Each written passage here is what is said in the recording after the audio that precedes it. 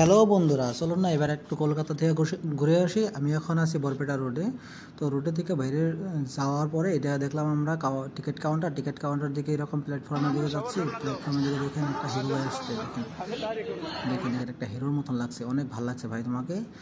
তো এরকম করে ট্রেনটা একটু দেরি করে আসলেও পরে আমরা ট্রেনে আসি। ট্রেনে ওঠার পরে দেখি একটা ঝামেলা হয়েছে, সিটটা অন্যজনের শুয়ে আছে। তো যার পরে তার জন্য আমাদের অল্প অসুবিধা হয়েছিল। পরে চা খেয়ে নিলাম। চা খেতে খেতে খেতে খেতে আমরা মোটামুটি নিউ বঙ্গাইগাঁও পাবো। নিউ বঙ্গাইগাঁও কিছুক্ষণের মধ্যে আমরা নিউ বঙ্গাইগাঁও পাবো। আপনারা দেখতে থাকেন ভিডিওটা।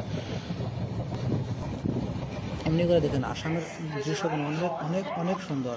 তো এসে গেলাম নিউ বঙ্গাইগাঁওতে। নিউ বঙ্গাইগাঁও যাওয়ার পরে আমরা এখন আসবো, দেখেন এটা হলো টুনিয়া রিভার, টুনিয়া নদী, যেটার প্রাকৃতিক দৃশ্যগুলো অনেক অনেক অনেক সুন্দর। আমি কথায় ভাষায় বলতে পারবো না, অনেক সুন্দর, অনেক সুন্দর লাগছে। তারপরে আসলাম আমরা সন্ধ্যার দিকে এনজিপিতে আসার পরে এখানে কোনো কিছু খেতে পারলাম না, কারণ আমাদের টাইমটা অনেক কম ছিল। তো যার জন্য আমরা ভাবছিলাম মালদা দিয়ে যে চায় একটু খেয়ে নেবো, কিন্তু মালদা তো এরকমই, কিন্তু ট্রেনের বসে তো কোনো কিছু খেয়ে ভালো লাগে না। তারপরে দেখেন চেহারাটা কীরকম হয়ে গেছে, কিচ্ছু করার নেই। তারপরে যে বললাম কি খগড়াঘাটের পরে আমরা ঘুমিয়েছিলাম। ঘুমানোর পরে দেখলাম যে আমরা হাওড়ায় এসে গেছি। তো হাওড়া থেকে একটু ঘুরে ভোরবেলা, তো অনেক ভোরবেলা যে হাওড়া পাইছি, তো যার জন্যে কোনো জায়গায় রুম নেওয়া হয়নি। তো সকাল 4:10 দিকে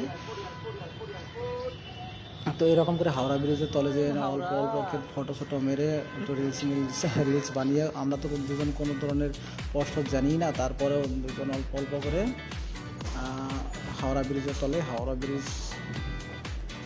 তারপর কি আর বলবো ভাই, আমরা তো কোনো ধরনের পোস্ট কিছুই জানি না। তারপরে কিছু পাগলা পোস্ট দিয়ে হাওড়া ব্রিজের ওপরে একটু ফটো ভিডিও ক্লিক করে তো হাওড়া ব্রিজটা আমরা হেঁটে হেঁটে হেঁটে হেঁটে পার হবো বলে ভাবছিলাম। তো এইখান থেকে যাব আমরা বাবা সাহেব এডুকেশন ইউনিভার্সিটি, যেটা আগে কলকাতা ইউনিভার্সিটি বলে জানা যেত। তো এখান থেকে আমরা আবার কলকাতা ভিক্টোরিয়া মেমোরিয়াল যাব। তো এটা আমাদের ফার্স্ট পার্ট।